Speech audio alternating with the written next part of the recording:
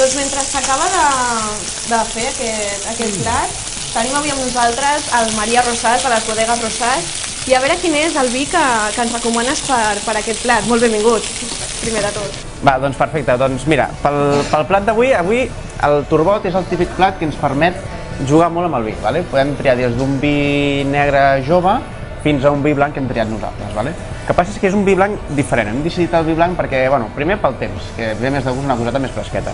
I després també doncs, perquè és un tipus de vi blanc molt diferent al que la majoria de la gent està acostumat a veure. No?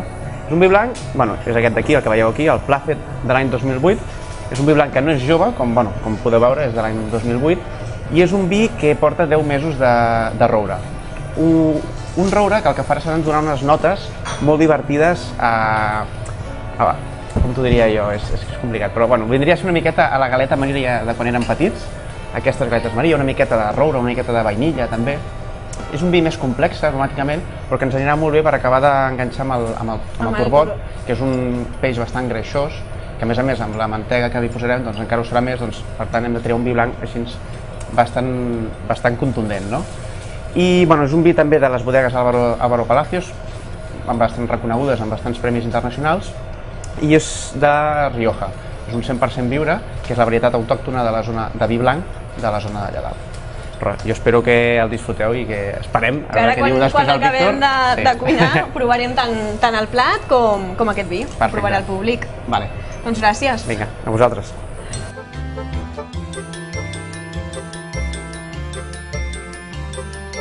Bé, anem a veure com està tot per aquí. Sembla que ja està, no? Ja podem començar a empatar. Sí, aquí tenim el peix, ja tenim fet. Ara falta només emplatar-lo i posar-hi la salseta per sobre. Doncs anem a emplatar. Anem per ahí. Vinga, anem a agafar els plats. I sembla que per aquí hi havia una pregunta del Marià. Sí. A veure, quin és el dubte que hi ha? La pregunta que tenia era... És que una vegada em van posar turbot i em van dir que era salvatge, i jo no sabia exactament quina diferència hi havia entre un turbot normal i el turbot salvatge. A veure, en teoria el turbot normal i el de salvatge té que ser el gust. El turbot salvatge té que ser una mica la carn més dura, perquè com es té que buscar més la vida i sobreviure a les situacions del mar, doncs té que moure's més. I el turbot de piscifactoria, com és un lloc que està més estancat i no es mou tant, té que ser una mica més tova la carn.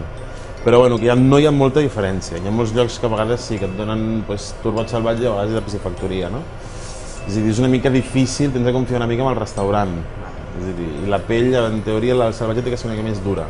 Sí, això sí que podés ser. Estava fet a la planxa i era bastant més... Sí.